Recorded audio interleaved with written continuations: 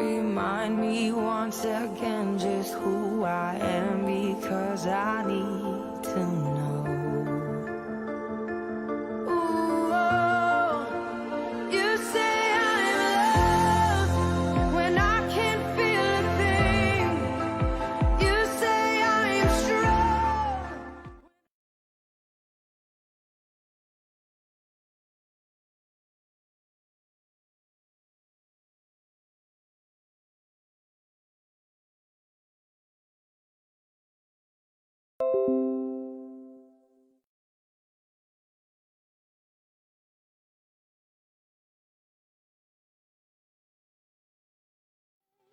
Me, I believe.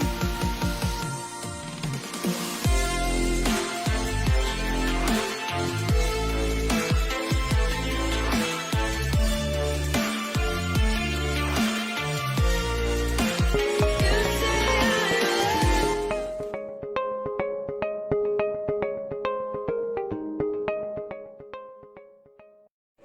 Good morning po.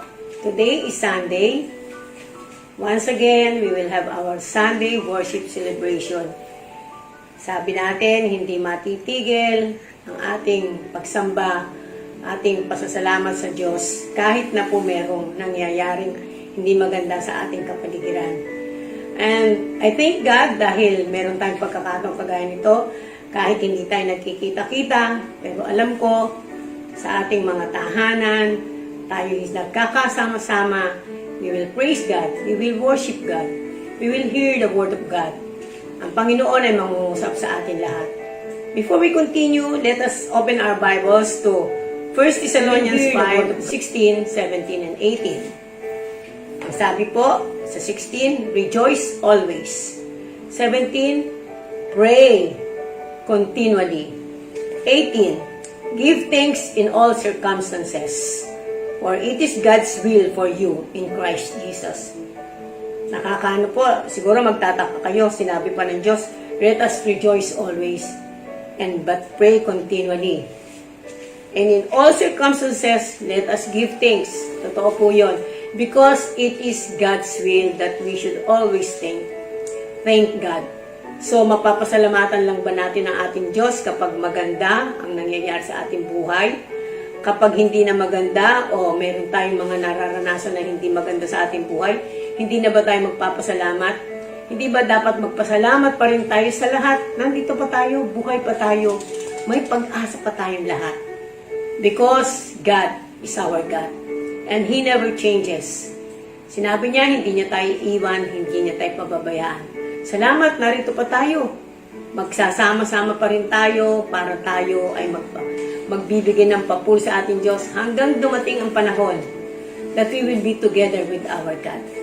So, let us pray. Let's bow down our head and let us pray. Father in heaven, we thank you so much. We thank you, Lord, for giving your only Son, your begotten Son, Jesus Christ, to save us from the penalty of sins. And thank you for the Holy Spirit that is with us. We thank you, Lord God, in spite of and despite of everything that is around us. Still, O God, we have our hope in you. Because you are our hope. And we know, Lord God, anuman ang mangyari, O Diyos, you're always with us. Because you're our Savior, you're our healer, you're our provider. Hindi mo hahayaan ang sino man sa iyong mga anak na maghirap. Hindi mo hahayaan sino man sa iyong mga anak na mawala ng pag-asa. Lord, hawakan mo po ang bawat isa. Tulungan mo kami, Panginoon, sa aming pananampalataya. Lalo pa itong tumibay, lalo pa itong tumatag, Panginoon. Sapagkat alam namin, you are our blessed hope. And hindi mo kami pababayaan, Panginoon. Kahit marami pong salamat, O Diyos, meron kami mga pagkakataon na katulad nito, makakapanalangin pa rin kami sa iyo. At alam namin, ikaw ay Diyos na patuloy na sasagot sa aming panalangin. Hindi na magtatagal, Panginoon. You will make a way, Panginoon, para matigil na itong nangyayari ito, itong coronavirus na ito ay matitigil ito, Panginoon. Ikaw lamang ang may kapangyarihan. Ikaw lang ang may kakayahan para matigil ito, Panginoon. Pero maraming salamat, O Diyos. Ginagamit mo rin ang mga doktor, ang mga scientists, ang lahat-lahat. Give them the wisdom, O God, para matuklasan na kung ano ang talagang dapat na panglaban dito. But still, O God, while we are here, O God, while waiting for that, O God, we will always have trust in you.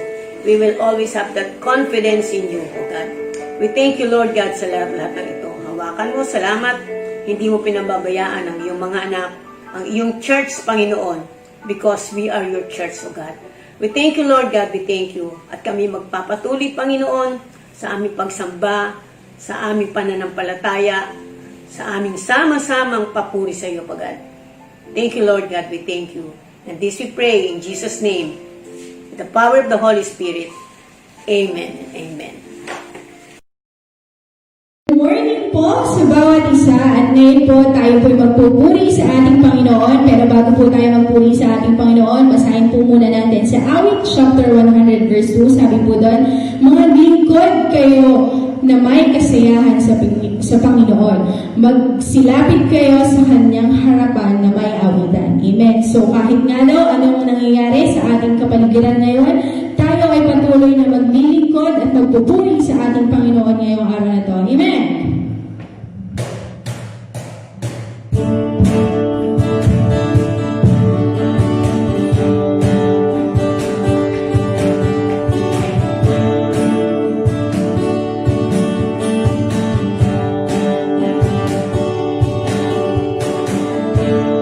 Habang pinupulay kung ang iyong mga salita,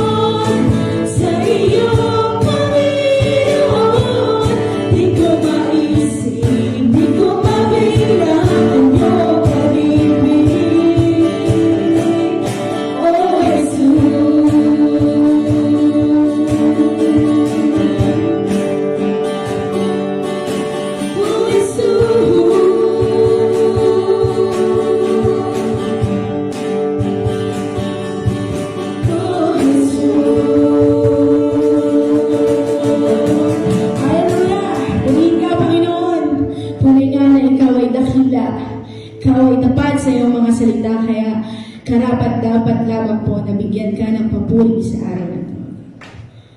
Patuloy po kami ng awit sa inyo, Panginoon. Patuloy kami magpapasalamat.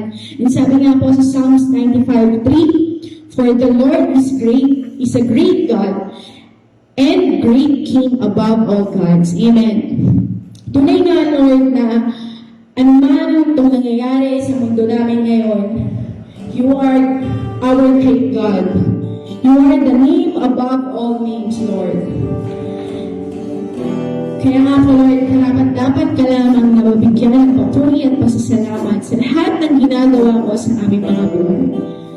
Pumili ka, Panginoon, and deserve all the praises. Hallelujah.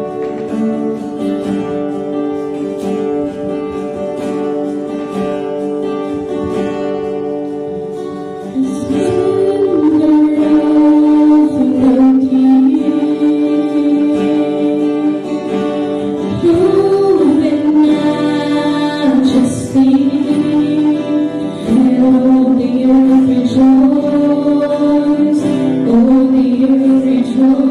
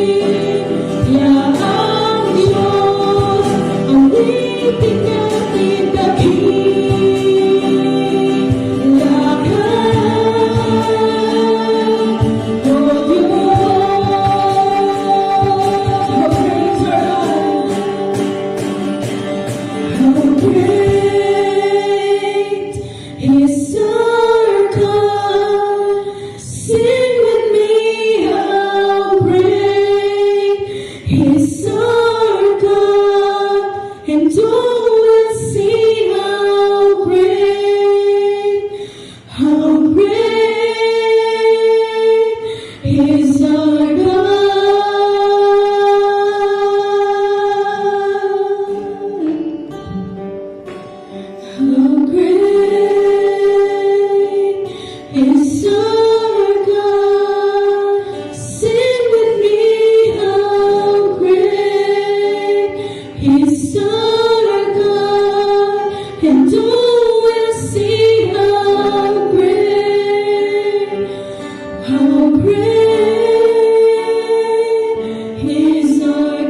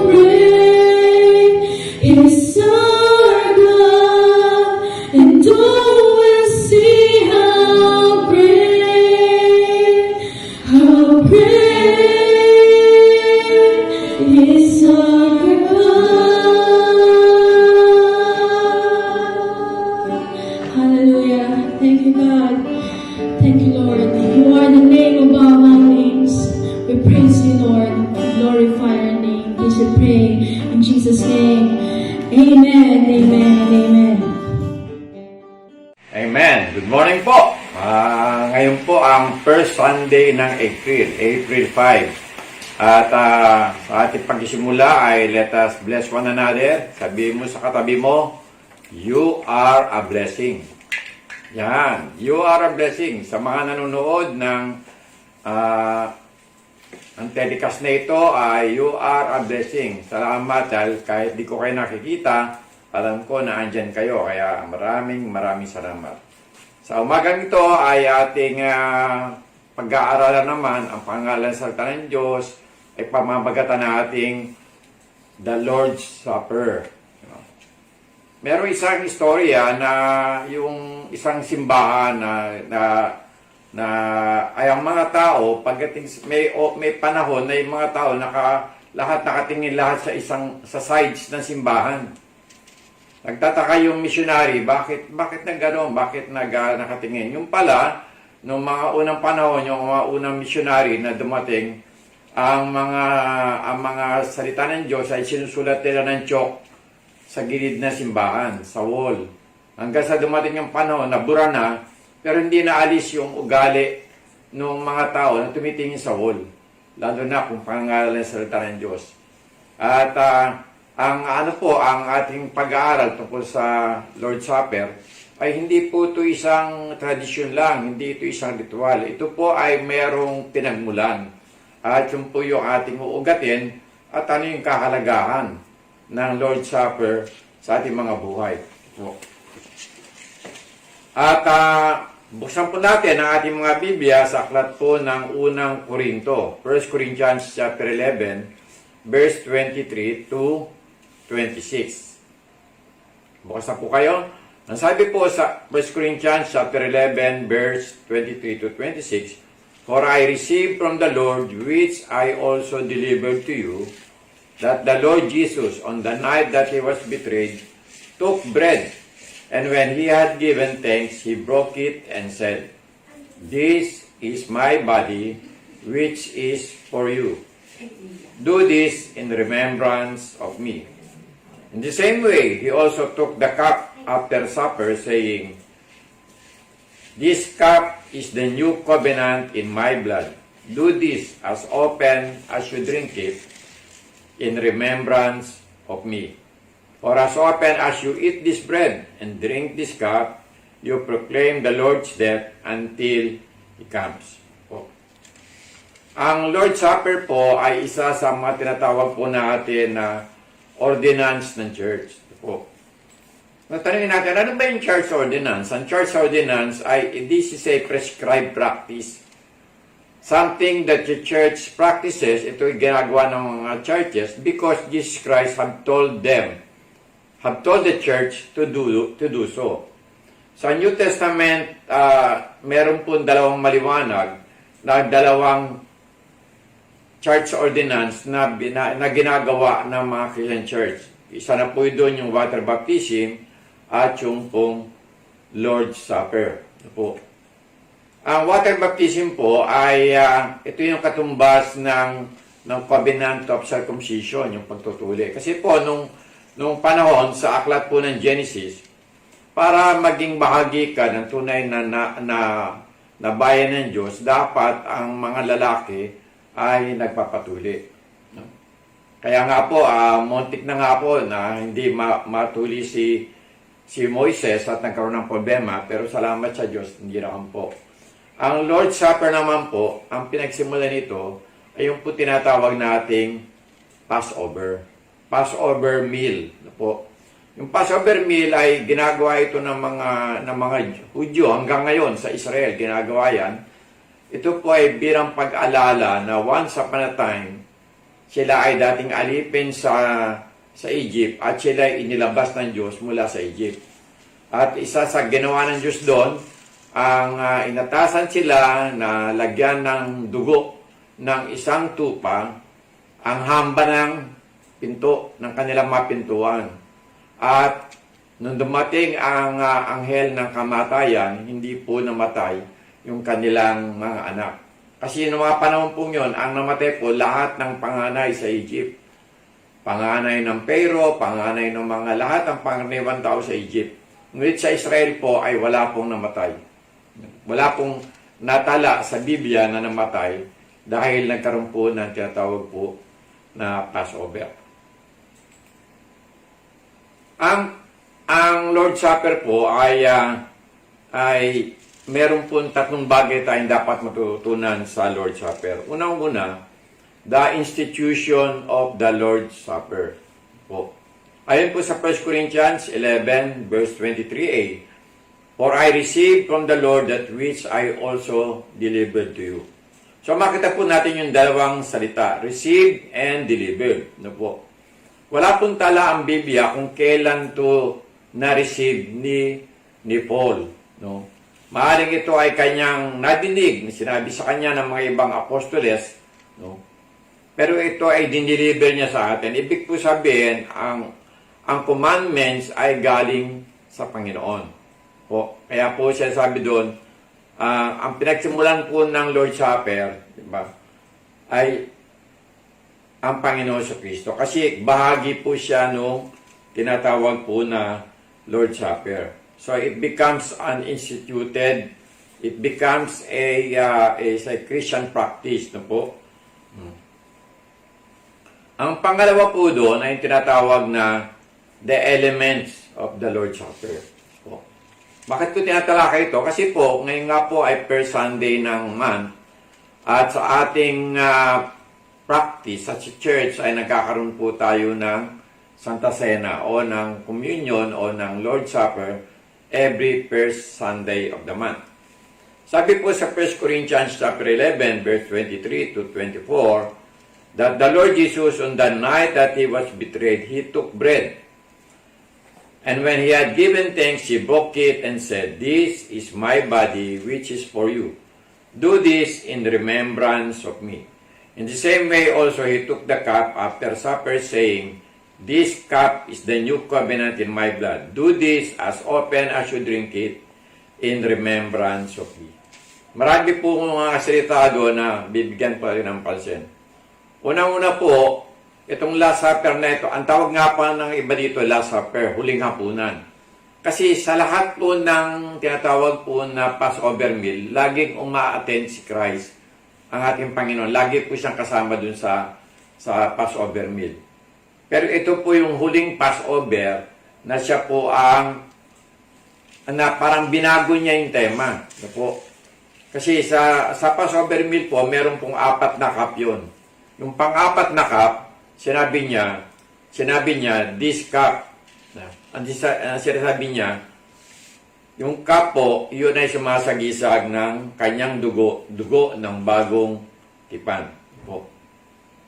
So, ang ibig po ba sabihin, ito po ay from Old Testament to New Testament. Hindi po ganun na ibig sabihin. Ibig lang po sabihin, kasi sa Old Testament, ang righteousness ng tao ay kinukuha sa kanilang pagsunod. Pero dito na po yung tinatawag na pagsimula ng grace sa atin. Kaya po, kailangan maunawaan natin na ang communion o ang Lord's Supper ay ginagawa po ito ng merong kabanalan. Hindi po basta-basta. No? Actually, nasulat po ito ni Apostol Pablo kasi parang nawala na. No? Kasi practice po ito talaga ng mga unang Kristiyano. They always break bread po tuwing Sunday. At makikita din po natin dito, sinasabi din po diyan, sabi niya, yung pong tinapay ay sumasagisag ng kanyang katawan. Alam na, nadidinig naman po natin, sinabi ng Panginoon na I am the bread of life. Di ba? Kaya yung kanyang katawan ay sumasagisag ng, yung tinapay ay sumasagisag ng kanyang katawan. Meron po 4 na pagkaunawa dito na ginagawa ng maraming mga churches sa buong mundo, no. Yung unang-una po ay yung pong katuruan ng transubstantiation. Ibig sabihin po, yung tinapay ay sa panahon ng Santa Cena, yung tinapay ay nagiging tunay na laman ng Panginoon. No po? Nagiging tunay na laman ng Panginoon. At pangalawa, yung daw pong yung pong katas ng ubas o yung wine ay nagiging tunay na dugo ng Panginoon sa oras ng communion. Kaya po may mga churches, no, usually Catholic Church, kaya halos sinasambahan nila yung tinatawag nilang na pagkukuha ng communion. Yung pangalawa po yung transubstantiation, na sa panahon na ito ay nagkakaroon ng hindi po pagbabago, kundi sa paniniwala nila ay meron pong na sa oras ng communion ay yung dugo, yung wine at yung bread ay nakakasama nila ang presensya ng Panginoon po. At yung pangatlong katuruan doon ay yung pong pag-unawa na sa panahon ng communion ay meron pong pangunawa na ang tinatawag po doon. Ang unang-una po kasi transubstantiation, tapos pangalawa po yung co-substantiation. Ang view po na ito ay view na tinatanggap ng mga Lutheran churches na yung body po ni Lord tsaka yung blood niya ay present during the communion rites. Ito po. Yung pangatlo naman po na view ay yung po tinatawag na symbolic view. This is the view ng karamihan ng mga Protestant churches at ito din po yung ating tinatanggap na view. This view states that the bread and the wine are merely symbols that encourage us to focus on the body and blood of Christ. Magbigyan natin ng pansin yung katawan at dugo ni Kristo. Yung pang-apat po, ito po yung tinatawag na spiritual view. Ito naman po yung pinapaniwalaan ng karamihan ng mga Presbyterian. Ano po? This is the view of the Presbyterian and many churches. This view states that Christ Himself is not physically present. He is, however, present spiritually when the people of God celebrate the Lord's Supper. Ito po. So, tayo po ang ating church, naglalaro po doon sa pangatlo at sa pang-apat. No po. Kasi nakita na po namin walang mali. Kasi yung pang-apat, kahit po wala namang communion, sinasabi po ng Panginoon, when 2 or 3 is gathered in my name, I am in the midst of them. No po. Kaya naman tayo nagpo-communion, po-communion tayo sa pangalan ni Christ. So, we also believe that Christ is present during the communion. No po.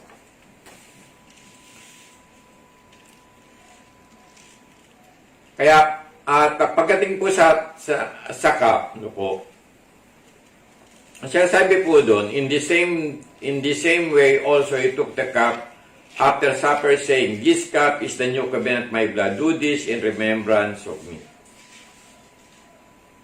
Makita po natin doon na ang ginawa ay una-una pinagpasalamatan. No po. Actually, yung din pong communion ay binubuksan din po tayo sa kaisipan na sa lahat ng bagay lagi nagpapasalamat. So, binibigyan din po tayo ng katuruan ng Panginoon na lalo lagi tayong magkapasalamat. Lalo na pagka may blessing man o wala, lagi rin tayo mapagpasalamat. At yung pangalawa po na ginawa doon, pinagpasalamat niya at bernate niya. Alam niyo po, hanggat din nabe-break tayo sa mga mentalidad natin na hindi naman naaayon din sa salita ng Diyos, patuloy po natin gagawin yung communion hanggang dumating yung panahon na maunawaan natin, no, na yung katawan ni Kristo ay was broken for us. No? Kaya nga po, sabi nga po sa aklat ng Isaiah 53, siya po ay dumanas ang lahat ng pasakit sa kanyang katawan. At sa pasakit na yon, sa krus ng Kalbaryo, tayo ay nagkaroon ng kagalingan. Yun po ang significance yun. At sinasabi po niya, no, yung pagdating po sa dugo, ito po is masagisag ng kanyang dugo. Kaya po, bakit po pinili ang wine? Kasi alam mo po, ang wine, para makuha mo ang katas ng ubas, ang katas ng ubas dapat i-crush. Nagpapatunay lang na ang katawan ni Kristo was crushed for us dahil sa ating makasalanan. It was not crushed dahil gusto lang i-crush ng mga tao, kundi it was crushed for us para tayo ay magkaroon ng buhay na walang hanggan. At mapapansin po natin, ginagawa ito bilang pag-alala. No? Binigay po doon sabi, do this as often as you drink it, in remembrance of me. O, gagawin natin to lagi bilang pag-alala sa Kanya. Ano alalahan natin? Alalahanin natin na si Kristo ay namatay. Siya ay inilibing. Ngunit sa ikatlong araw, siya ay muling nabuhay. Namatay siya para tubusin tayo sa ating kasalanan. Namatay siya para magkaroon ng liwanag at sanlibutan. At yung kanyang gawain ng pagliligtas, tapos na, it is finished. Po. Kaya nga sabi po doon, do this as often as you drink it. Hindi po nilagay ni Apostol Pablo kung gaano kadalas gagawin. Sinabi lang po doon, do this as often as you drink it. No? May mga churches na ang ginagawa nila every week. No po. Until such point na parang yung paggawa no, nagiging ritual na lang. Po, tayo po ay ginagawa natin yan ng once a month. At ginagawa po natin to ng hindi nagmamadali, binibigyan natin ng kabanalan, po, at patuloy natin pinag-aaralan. Marami pa po tayong matututunan sa tinatawag pong Lord's Supper. Pero sa ngayon po ay ito po yung ating matunan. Dalawa po yung elemento na yon. Elemento ng tinapay at elemento ng katas ng ubas o ng wine po. Ang sinabi po doon, cup. Pero kadalasan po, ang basihan, bakit wine yun? Kasi ito nga po, ang Lord's Supper ay pinalit po sa tinatawag na Passover meal. Sa Passover meal po, yung pang-apat na cup, nung ininom na ni Panginoon Kristo yung pang-apat na cup, dito niya na sinabi yung salitang yun. Kaya yung Last Supper niya, ay kasama niya yung kanyang mga apostol at kanyang mga disciple. Ano po ba matututunan natin dito? Ang Lord's Supper po ay isang proclamation. The proclamation of the Lord's Supper. Sabi po sa 1 Corinthians chapter 11, verse 26, For as often as you eat this bread and drink this cup, you proclaim the Lord's death till He comes. Dalawa po yung pinaproclaim dito. Ang pinaproclaim dito ay yung kamatayan ni Kristo. Pero dapat pag pinaproclaim ito, maalala natin, yung sinasabi po sa aklat ng Gawa, Acts 4:12. Ang sabi po doon, there is salvation in no other name, neither else, for there is no other name under heaven given among men by means we must be saved. Wala pong pangalan na naisulat sa ilalim ng langit. Walang iba kundi ang pangalan ni Kristo na maliligtas ang tao. Siya po ay namatay. Gusto ko po i-proclaim, Christ died for our sins, He was buried, and on the third day, He rose again. Kaya sinabi din po sa aklat ng Juan, John 3:16, For God so loved the world that He gave His only begotten Son, that whosoever believes in Him will not perish, but have everlasting life. Dito po ay ginagamit pa isang paanyaya na kung sino man ang tumugon sa paanyaya niyon, whoever believes in Him will not perish, but have eternal life. Kailangan maunawaan ng mga tao yan kasi lalo na ngayon, yung panganib ng COVID-19. Alam niyo po, nung isang araw, nagbabasa kami na aking may bahay, nakakalungkot pala ang mamatay sa COVID-19. Una-una, ang the best solution daw para hindi kumalat ang COVID-19 ay cremation. Wala naman ako issue sa cremation. Kaya lang, sa kultura ng mga Pilipino, alam niyo po, ang mga Pilipino, kahit i-cremate yan, gusto pa rin nila, may lamay, merong ano. Kaya lang, dahil po sa banta ng contamination, wala pong lamay. Ang katawan ng i-cremate ay nakapila lang yan po sa crematorium. Bibigyan lang na oras yan para i-cremate. So, yun nga mga patotoo ng mga kamag-anak na matay, sabi nga no isang mag-anak, my father died a lonely death. Kasi, alone lang siya dun hanggang sa makremate siya. Hindi siya nakita ng kanyang mga anak, hindi siya nakita ng kanyang asawa, kaya it's a lonely death, Kaya sana makapag-isip din tayo. Hindi pwede yung mga lamayan na yan, Hindi ka na makakausap, po. So yun po, it is proclaiming about the death of Christ. Pero meron pong magandang good news till He comes. Ibig sabihin, si Kristo ay babalik ng muli. The second coming of the Lord Jesus Christ. Alam niyo po yung second coming, isa yun sa mga sinasabi nga blessed hope ng mga Kristiyano. Kasi yung second coming ay nagpapakita na totoo yung resurrection. Kasi kung hindi siya na-resurrect, sino babalik? So makakabalik lamang ang isang na-resurrect. Kaya maraming salamat. Kaya yung proclamation na yun, For as often as you eat this bread and drink this cup, you proclaim the Lord's death till He comes. So siya po ay babalik. Kaya lang po, ang pagbabalik ng Panginoon ay wala pong oras, walang panahon. Sabi nga po, tulad ng isang magnanakaw, darating ang Panginoon na hindi mo inaasahan. Kaya ano ang pwedeng gawin ng tao? Ang pwedeng gawin ng tao, hanggat di pa siya bumabalik, ay magpasya na sa kanya sarili magsisi ng kanyang kasalanan, kilalanin ang tinapos na gawa. Christ already died for our sins. He was buried and on the third day, He rose again. At yung pangatlo, confess the Lordship of Christ in our life. Po. Yun ang dapat gawin ng mga tao ngayon. Because we don't know. Sabi nga po ng Secretary Anyo ng DILG. No, ngayon po, ang ating Secretary ng Department of Interior and Local Government ay meron po siyang COVID-19. Sabi niya, hindi ito kumikilala na general, hindi ito kumikilala na estado sa buhay. Hindi rin ito kinikilala ng pagkatao o ng race. Po, this is an equalizer. Equal po ang treatment ng COVID-19 sa lahat.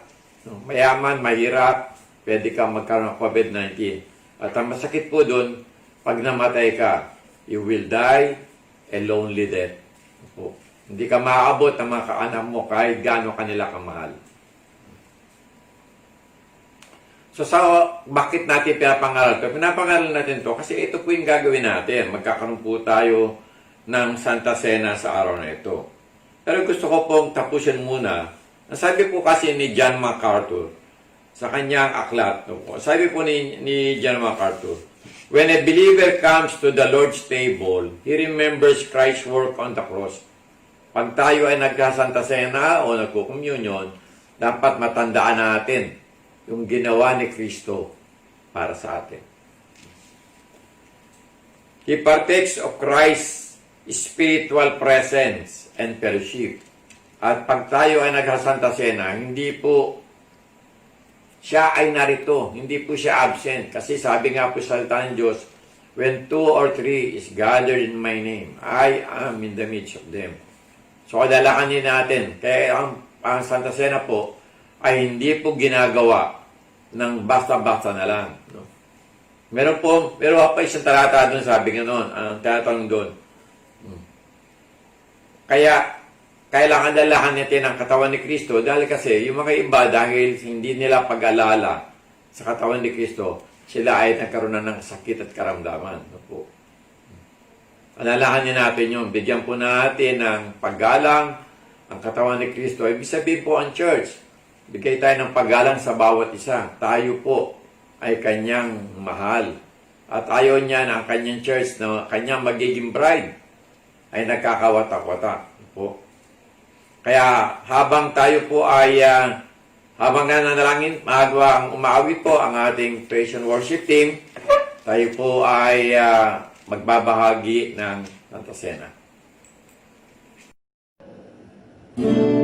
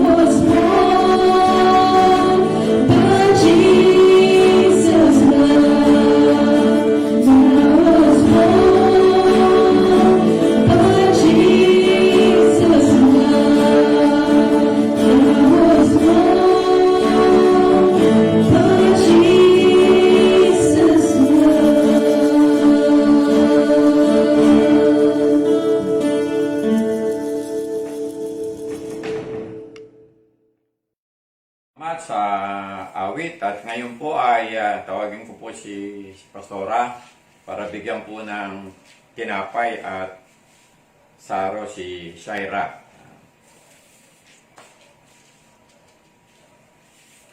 Tayo po ay manalangin.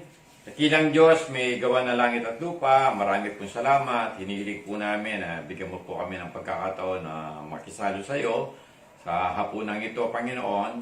Salamat po dahil andito kami sa aming mga tahanan, ligtas sa sakit at karamdaman, at kami wala din sa kulungan, at tunay nga po, O Diyos, hindi mo po kami pinagkukulang. Kaya salamat sa lahat ng ito, O Diyos. Ito ang aming dalangin sa pangalan ni Jesus. Amen.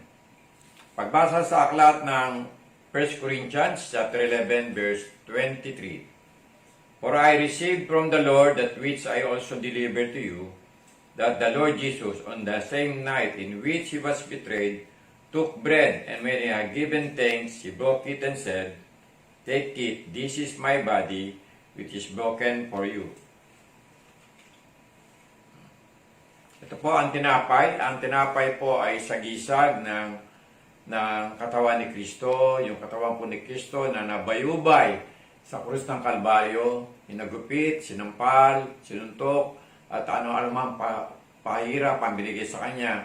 Kaya nga po, sabi sa aklat ng Isaiah, for the stripes of Jesus in the cross of Calvary, we are healed. Kaya maraming salamat sa kagalingan na ibinigay niya na sa atin. Atin po tanggapin ang tinapay.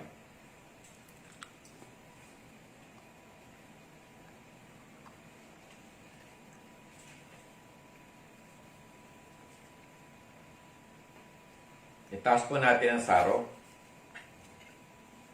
Ito po ang saro. Ang saro ay sumasagisag ng banal na dugo ng Panginoon. Banal na dugo ng Panginoon na umagos mula sa mga sugat na kanyang tinanggap sa kamay ng tao, sa mga pamalo, sa butas ng pako sa kanyang kamay at sa kanyang paa, sa sibat sa kanyang tagiliran, umagos sa masagana niyang ang tubig at dugo.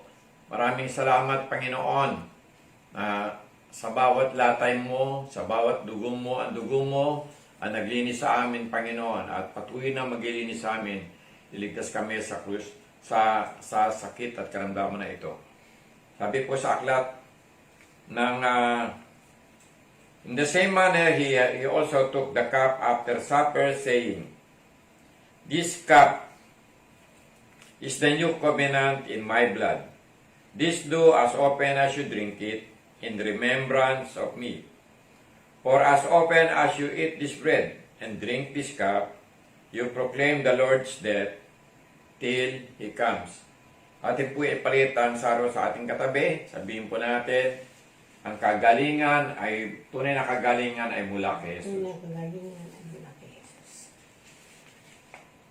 Atin na pong inumin ang laman ng saro.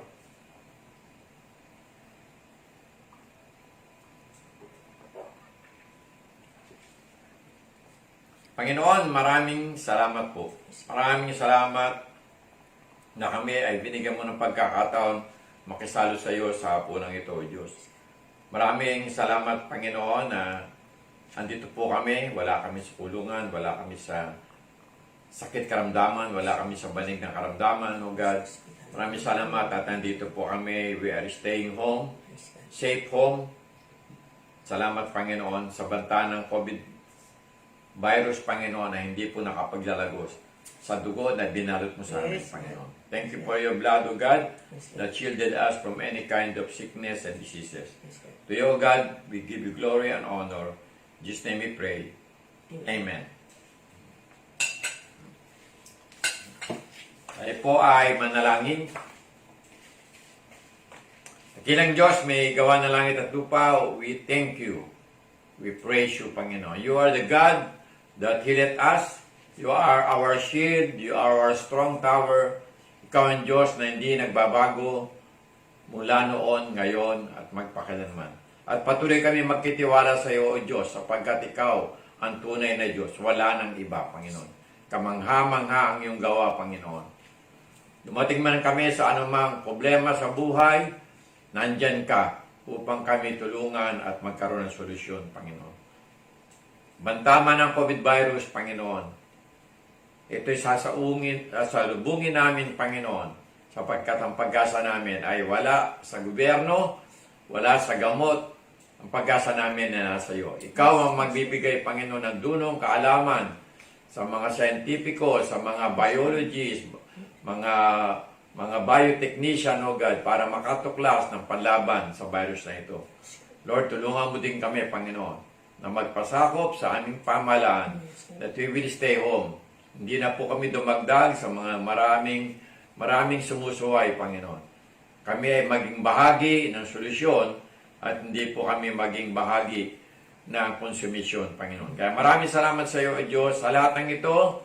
We give you glory, we give you honor. Pagpalain mo, Panginoon, lahat ng nanonood sa telecast na ito. Bless them, Panginoon. Bless them mightily. I declare in the name of Jesus Christ of Nazareth, surely goodness and mercy shall follow you for the rest of your lives. In Jesus' name I pray. Everybody say, Amen. Amen. Amen. And amen. At paalala ka po pala, tayo po ay patuloy po yung ating prayer and fasting every Wednesday and every Friday. Ano po? One meal fasting. Tuloy po natin yon. At abangan nyo po dahil tayo ay magkakaroon ng 24-hour prayer at kukumastahin po namin kayo kung anong time ang gusto nyo i-dedicate kay Lord na mananalangin. Hindi lang po para sa COVID virus, kundi para po sa ating lahat. Sapagkat ang paniwala ko po, ang church na nagkakaisa sa panalangin ay matibay. Po, sabi ng salita ng Diyos, ang panalangin ng matuwid, availeth much, Panginoon. Kaya maraming salamat at dadarahin ko din pa, kung meron kayong mga panalangin, kung meron kayong kahilingan, wag po kayong mahiya na ipaalam sa inyong mga cell group leader. At para malaman din po namin, kasi papadala nila yan sa ating Facebook page, at para malaman, may panalangin po natin every day, sama sa aming mga panalangin. At isa pong good news ay ayon po sa balita ay medyo umuhupa na po ang epekto ng COVID virus dito po sa Marikina. Dalangin lang po natin ay patuloy tayong maging masunurin sa ating pamahalaan. At naniwala po tayo na may katapusan na lahat ng bagay. Ngunit ang Diyos lang ang manatili ang kanyang salita. Heaven and earth will pass away, but the Word of God will remain. Let us remain in the Word of God. Let us remain in Christ. Stay strong, stay safe, stay home. This I pray in Jesus' name. Amen. Amen.